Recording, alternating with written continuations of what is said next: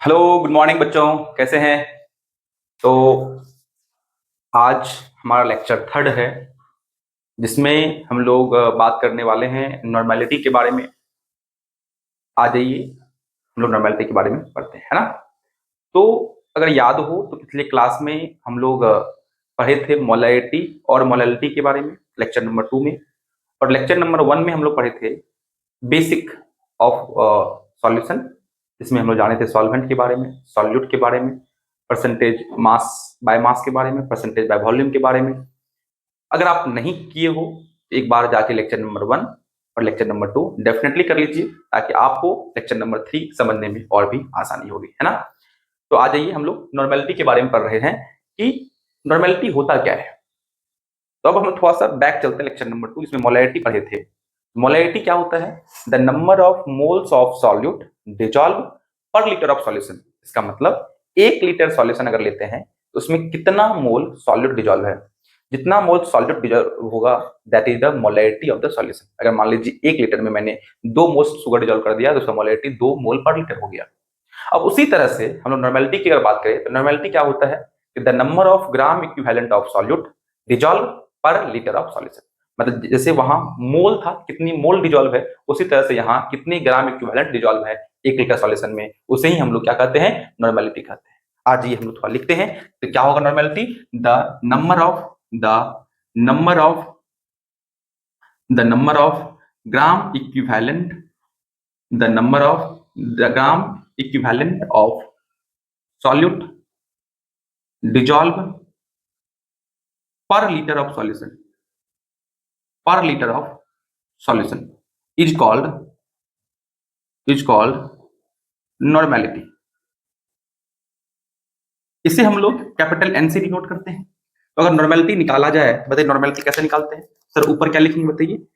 That is gram equivalent of solute divide by volume of solution, volume of solution वो भी किसमें? Litre में। अब बातें आती है कि सर ये तो बताओ कि ग्राम इक्विवेलेंट होता क्या है। हमें ग्राम इक्विवेलेंट निकालना है तो ग्राम इक्विवेलेंट कुछ और नहीं, अगर देखिए ध्यान दीजिए तो पहले हम लोग सीखते हैं ग्राम इक्विवेलेंट सर कैसे निकालें। तो ग्राम इक्विवेलेंट इक्वल टू होता है बच्चा, दैट इज जैसे अपन मोल निकालते थे क्या लिखते थे? गिवन मास बाय मोलर मास। उसी तरह से ग्राम इक्विवेलेंट क्या होता है? That is given mass by equivalent mass. क्या होगा बताओ? Given mass by equivalent mass, that is what? Gram equivalent. जिसे हम लोग W से दिखाते हैं, इसे हम लोग E से लिखते हैं। अब क्वेश्चन निकल के आती है कि सर ये इक्विवेलेंट मास क्या होता है? नॉर्मेलिटी में हमें ग्राम इक्विवेलेंट पता करना था, तो हमने बताया कि ग्राम इक्विवेलेंट क्या है? Given mass by equivalent mass. अब बातें आते हैं सर इक्विवेलेंट मास क्या होता है? तो इक्विवेलेंट मास होता है बच्चा, अगर हम लोग इक्विवेलेंट मास की बात करें, ये कुछ और नहीं, ये होता है molar mass by n factor, या इसी को हम लोग बोलते हैं वैलेंसी फैक्टर भी। तो क्या होता है बच्चे बताइए? Equivalent mass equal to molar mass by n factor. अब इसी में अगर मान लीजिए इसी केस में हम लोग जो यहाँ ग्राम इक्विवेलेंट लिखा हूं, इसी में अगर हम लोग पुट कर दें इक्विवेलेंट मास हो जाएगा molar mass by n factor, तो यहाँ क्या आ जाएगा? Molar mass by n factor. N factor कहां जाएगा? ऊपर बच्चा। तो क्या आ जाएगा? Given mass by molar mass. अगर सोचे अपन लिख सकते हैं W बाय ये क्या? E equal to M by n factor ना, ये चल जाएगा ऊपर, क्या हो जाएगा? W by M into n factor. और यही क्या है? Number of moles. तो हम लोग कह सकते हैं कि ग्राम इक्विवेलेंट इक्वल टू क्या? Number of moles into n factor. अगर हमें मोल्स दिया हुआ है तो हमें ग्राम इक्विवेलेंट निकालना है तो कुछ नहीं करना है, वहीं उससे क्या करना है? एन फैक्टर से मल्टीप्लाई कर देना है। ठीक है, थोड़ी चर्चा और करते हैं, इसको आप लोग नोट डाउन कर लीजिए, है ना। वीडियो पॉज करके स्क्रीनशॉट ले लीजिए, है ना, फिर हम लोग आगे बढ़ते हैं। ठीक है, ओके, आ जाइए हम लोग थोड़ी आगे बढ़ते हैं।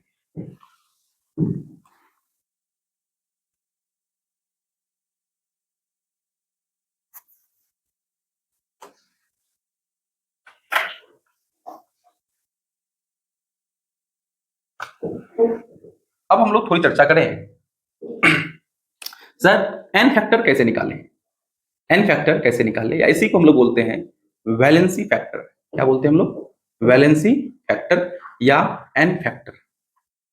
अब वैलेंसी फैक्टर क्या होता है? तो वैलेंसी फैक्टर बच्चा होता है that is number of electron loses कितने इलेक्ट्रॉन लॉस किया और गेन, कोई भी कंपाउंड में कितने इलेक्ट्रॉन का लॉस या गेन हुआ, मतलब कितने इलेक्ट्रॉन ट्रांसफर हुए हैं, that is the n factor. हम लोग अगर चर्चा करें, बेसिक बातें करें, फॉर एसिड के लिए अगर देखें तो एसिड का काम है H+ देना बच्चा। तो जैसे मान लीजिए हम लोगों ने HCl लिया, तो बताइए इसमें क्या हुआ है, अगर तोड़ दें तो H+ और Cl-, मतलब अगर यहां देखोगे तो H यहां एक इलेक्ट्रॉन का लॉस हुआ और यहां एक इलेक्ट्रॉन का गेन हुआ, मतलब यहां एक इलेक्ट्रॉन का ट्रांसफर हुआ है। तो इसका बताया एन फैक्टर कितना हो गया, 1 हो गया। अगर हम लोग H2SO4 ले लें, अगर ये टूट गया इस फॉर्म में 2H+ और SO4 2- में, तो अगर आप देखेंगे दो हाइड्रोजन से एक इलेक्ट्रॉन लॉस किया, ओवरऑल यहाँ 2 इलेक्ट्रॉन का लॉस हुआ, तो इसका फैक्टर कितना हो गया, 2 हो गया। लेकिन अगर मान लीजिए यही एक ही H+ देता है, एक H+ नहीं देता है, अब क्या हुआ बताइए, एक इलेक्ट्रॉन का इन्होंने लॉस किया, एक इलेक्ट्रॉन का इन्होंने गेन किया, तो यहाँ 1 का ट्रांसफर हुआ, तो फैक्टर कितना हो जाएगा, 1 हो जाएगा। क्या मेरी बात समझ में आई? तो अब एक चीज यहां आप रिलेट कर पाओगे कि सर यहां इन्होंने एक H+ दिया, तो एन फैक्टर कितना हो गया, 1। H2SO4 जब 2H+ दिया, एन फैक्टर कितना हो गया, 2। H2SO4 जब एक H+ दिया, एन फैक्टर कितना हो गया, 1। मतलब हम लोग यहाँ क्या एसिड के केस के लिए कह सकते हैं क्या, that is an factor is nothing, it's a number of H+ ion loses, H+ loses. या जैसे मान ली एक एग्जांपल और लेते हैं, हम लोग H3BO3 की बात करते हैं, जिसको अपन बोलते हैं बोरिक एसिड। अब ये H+ लेता नहीं है, बोरिक एसिड है, अगर देखोगे बोरिक एसिड कुछ ऐसा होता है, BOH, इधर भी OH बच्चा, इधर भी OH, ठीक है ना। तो अब ये इसके पास एक वैकेंसी है, वैकेंट ऑर्बिटल है बच्चा, ये है ना। तो ये H+ देने की जगह पे एक OH- लेता है, एक OH- लेता है। तो एन, अगर हम लोग बात करें इस केस में, तो ये सर ये सब H+ दे रहा था, जबकि ये एक OH- क्या करता है, लेता है, ताकि अपना ऑक्टेट कंप्लीट कर पाए, ताकि अपना ऑक्टेट कंप्लीट कर पाए। तो सर अगर ध्यान से अगर देखोगे तो इसमें भी एक इलेक्ट्रॉन का गेन हुआ है, बोरोन ने एक इलेक्ट्रॉन का गेन किया है कि नहीं। तो इसका मतलब हम लोग कह सकते थे यहाँ एन फैक्टर भी कितना, 1। तो यहां पर अगर मेंशन करना हो तो कह सकते हैं कि सर या तो नंबर ऑफ H+ लूजेज कह सकते हैं, या फिर नंबर ऑफ OH- गेन कह सकते हैं। कि एसिड के केस में या तो कितने H+ लूज कर रहे हैं या कितनी OH- गेन कर रहे हैं, दैट इज एन फैक्टर। एक दो एग्जांपल और लेते हैं, इसे आप लोग लिख लीजिएगा बच्चा, that is very very important examples जो आपको मैं समझा रहा हूं एन फैक्टर निकालने के लिए। आई होप कि आप लोग लिख लिए होंगे, उम्मीद है। ठीक है, आगे बढ़े, ओके ठीक है, देखो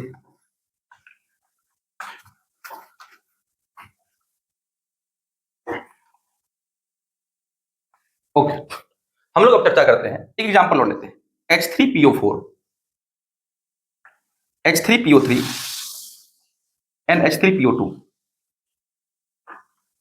अब इस तीनों का मुझे निकालना है एन फैक्टर। तो अब हमें उसके लिए देखना पड़ेगा सर एसिडिक प्रोटॉन कितने हैं, और एसिडिक प्रोटॉन कौन सा होता है बताओगे, ऐसा प्रोटॉन या ऐसा H जो मोस्ट इलेक्ट्रोनेगेटिव एटम से जुड़ा हुआ हो, वही H क्या होता है, जनरली एसिडिक होता है। अगर हम लोग स्ट्रक्चर ड्रॉ करें इस तीनों का, तो क्या फाइंड कर पाएंगे, सर फर्स्ट में क्या लगाते, पहले कैप लगाते, डबल बॉन्ड O, फिर कितने O बचे, 3, तो 3 OH लगा दो, H भी 3 थी। सर इसमें क्या देख पा रहे हैं कि तीनों H जो है वो मोस्ट इलेक्ट्रोनेगेटिव एटम से जुड़े हुए हैं, इसका मतलब 3H+ दे सकता है, तो एन फैक्टर इसका मैक्सिमम कितना हो सकता है, 3। अब कई बच्चे बोलेंगे सर अगर मान लो 2 ही H दिया, 2 भी हो सकता है, लेकिन 2 के लिए उसे देना पड़ेगा कि 2 ही H+ दे रहा है। लेकिन अगर नहीं कुछ मेंशन है तो 3 मैक्सिमम कितने होंगे, 3 एन फैक्टर, उससे 2 भी हो सकते हैं और 1 भी हो सकते हैं, ठीक है ना। जैसे इसकी बात करें, P डबल बॉन्ड O, कितने O बचे, 2, तो 2 OH जोड़ दो, अब एक H बच गया एक्स्ट्रा, इसे यहां जोड़ दो, तो क्या देखा कि सर 2 ही H है जो O से जुड़ा हुआ है, इसका मतलब मैक्सिमम फैक्टर कितना हो जाएगा इसका, 2 हो सकता है, और सर 1 भी हो सकता है, एक ही H+ दिया तो इसी ड्रॉ करें, P डबल बॉन्ड O, एक OH, 2 खत्म हो गए, फिर H, ये कितना हो सकता है, ये केवल एक ही H+ दे सकता है, एन फैक्टर कितना होगा। तो शायद आपको समझ में आया होगा कि एन फैक्टर एसिड का हम लोग कैसे निकालते हैं, इसे नोट डाउन कर लीजिए, फिर हम लोग आगे बढ़ते हैं, है ना। इरेज कर दूं, ठीक है चलिए। अब सर हम लोग एसिड की बातें कर लिया, अब हम लोग बात करते हैं क्या, बेस का। सर बेस का एन फैक्टर कैसे निकालें, तो एन फैक्टर निकालेंगे तभी क्वांट वेट निकाल पाएंगे, ठीक है ना। तो अब हम लोग फॉर बेस की चर्चा करें, फॉर बेस की चर्चा करें, तो इसका अगर एन फैक्टर निकालते हैं जैसे वहां H प्लस का लॉस किया था, OH माइनस का गेन किया था, उसी तरह से number of OH minus loses और H प्लस गेन कर दीजिए, दैट इज n फैक्टर। जैसे कि एग्जांपल देखते हैं, मान लीजिए मैं ले लिया सोडियम हाइड्रोक्साइड। क्या ले लिया बच्चा? Sodium hydroxide. अब इसको ब्रेक डाउन कीजिए, किसमें उठेगा? Na प्लस और OH माइनस में। ये क्या किया? एक OH माइनस का लॉस किया है, तो n फैक्टर कितना हो गया? 1। मान लीजिए मैंने ले लिया कैल्शियम हाइड्रोक्साइड, इसको ब्रेक डाउन करें अपन, तो Ca2 प्लस साथ में 2OH माइनस। अब ये 2 OH माइनस का लॉस किया है, बताइए n फैक्टर कितना हो गया? 2। अमोनिया ले ले, अमोनिया, इसके पास OH माइनस है नहीं, ये क्या करता है? एक H प्लस गेन करता है कि नहीं? तो ये क्या बन जाएगा? n फैक्टर कितना हो गया इसका? 1। आई होप कि आपको ये बात समझ में आई होगी। तो आगे बढ़े फिर हम लोग, इसे भी आप लोग नोट डाउन कर लीजिए। तो हम लोग एसिड का भी देख लिए, बेस का भी देख लिए, अब हम लोग चर्चा करते हैं सॉल्ट का, है ना। देखिए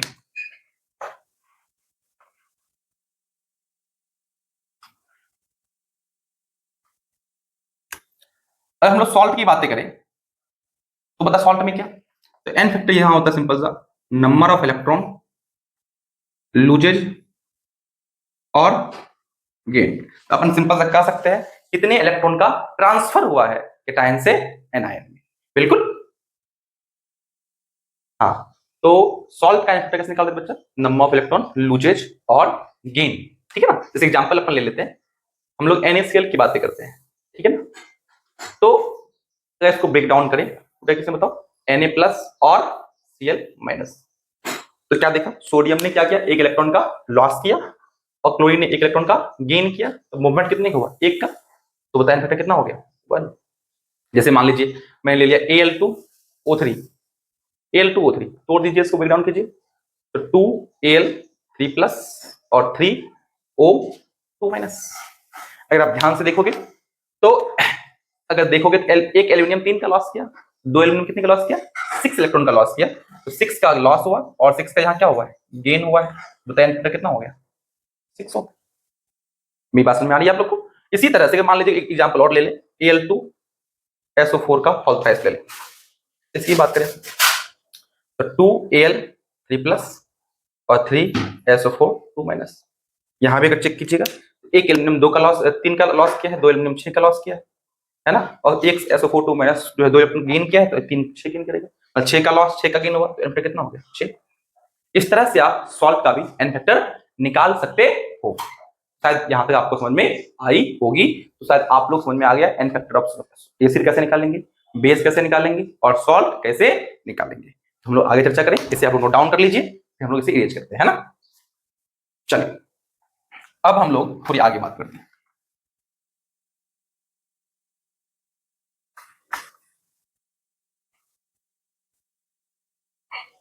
अब देखिए अगर मान लीजिए हमें एन फैक्टर ऑफ मेटल निकालना है, किसी मेटल का, सर मेटल क्या करता है? इलेक्ट्रॉन लॉस करता है। मतलब सिंपल ये बात समझिए कि मेटल के वैलेंस सेल में जितने इलेक्ट्रॉन हैं, मतलब अपन कह सकते हैं valency of electrons, valency of metal, that is an factor of metal. जैसे मान लीजिए हमें सोडियम का एन फैक्टर पूछेगा, सोडियम का, तो सोडियम मैक्सिमम एक ही इलेक्ट्रॉन लॉस कर सकता है, 281 है, मतलब इसके आउटर मोस्ट कितने है? एक है, इसका मतलब ये एक का ही लॉस कर सकता है बच्चा। इसका मतलब बताइए एन फैक्टर कितना होगा? 1 होगा। इसका एन फैक्टर 1 हो गया, है ना। अगर मैग्नीशियम की चर्चा करें, हम लोग मैग्नीशियम की चर्चा करें, 282, ये 2 ही लॉस कर सकता है, तो एन फैक्टर कितना हो गया इसका? 2। एल्यूमिनियम की बात करें तो 283 3 का लॉस कर सकता है, तो एन फैक्टर कितना हो गया? 3 हो गया। कैल्शियम की बात करें तो 2882 2 का लॉस कर सकता है, तो एन फैक्टर कितना हो गया? क्या मेरी बात समझ में आई? इस तरह से हम लोग मेटल नॉन मेटल का भी निकाल सकते हैं। हम लोग एसिड का निकालना सीख लिए, बेस का निकालना सीख लिए, सॉल्ट का निकालना सीख लिए, और मेटल का भी निकालना सीख लिए। आ जाइए हम लोग, अगर हम लोग एन फैक्टर निकालना सीख गए हैं तो अब हम लोग सिखा लेंगे क्या? इक्विवेलेंट वेट निकालना। इसे इरेज कर दो, ओके ठीक है। आज अब देखिएगा बच्चा, अब हम लोग को निकालना क्या है? Equivalent weight. Equivalent weight, equivalent weight क्या होता है?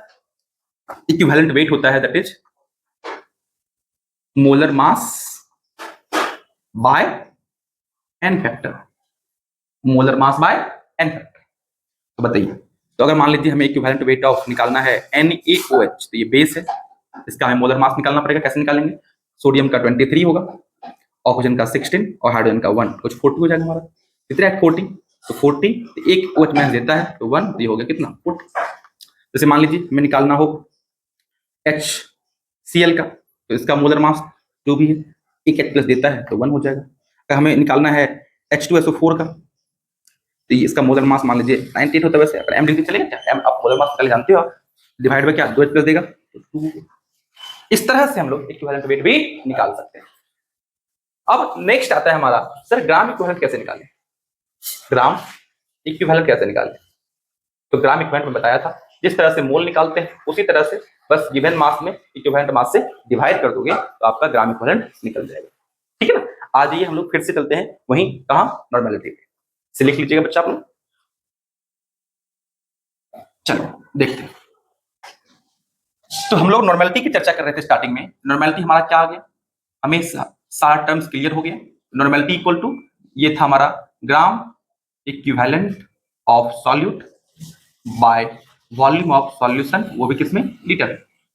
अगर मान लीजिए हमें ग्राम इक्विवेलेंट को बदलना हो तो क्या करेंगे? Given mass by equivalent mass, given mass by equivalent mass into volume of, ये किसका? सॉल्यूट का। ये भी किसका? सॉल्यूट का। ये किसका? सॉल्यूशन का। किसमें? लीटर में। अगर हमें ml में लिख दिया हो वॉल्यूम ऑफ सॉल्यूशन तो क्या करेंगे? सॉल्यूट इनटू 1000, क्योंकि अपन 1000 डिवाइड करना पड़ेगा बच्चा। Equivalent mass of solute into volume of solution, वो भी किसमें? ml। ठीक है ना? That is normality. अगर यहां से यूनिट देखें तो यूनिट क्या होगा बच्चा? यूनिट क्या हो जाएगा? ऊपर है ग्राम इक्विवेलेंट, नीचे है लीटर, तो ग्राम इक्विवेलेंट पर लीटर। क्लियर है? या इसी को हम लोग बोलते हैं नॉर्मल सॉल्यूशन में बोलते हैं बच्चा। क्या बोलते हैं हम लोग? Normal solution. ठीक है? अच्छा, हम लोग थोड़ा सा रिलेशन देखते हैं बिटवीन नॉर्मेलिटी एंड मोलरिटी के बीच में। देखिए, इसके जगह पे हम लोग पुट कर सकते हैं क्या? Molar mass bye n factor. तो अगर पुट कर दें तो बताइए क्या आएगा? Weight of solute into 1000 divide by molar mass of solute, molar mass of solute into volume of solution, वो भी किसमें? ml में। ये चल जाएगा n फैक्टर कहां? ऊपर। तो बताना ये क्या था? यही तो सब था हमारा मोलरिटी। ये था मोलरिटी, तो लिख सकते क्या? Normality equal to molarity into n factor. इस तरह से हम लोग आराम से निकाल सकते हैं। ठीक है? इसे आप लोग नोट डाउन कर लीजिए। आगे बढ़े फिर। ओके,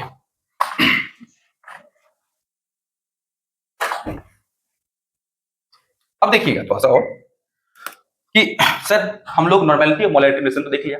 अगर मान लीजिए जिस तरह से हम लोग वहां मोलरिटी इक्वल टू था n/v, mole solute by volume solution, उसी तरह से नॉर्मेलिटी इक्वल टू क्या था? Gram equivalent of solute divide by volume, है ना?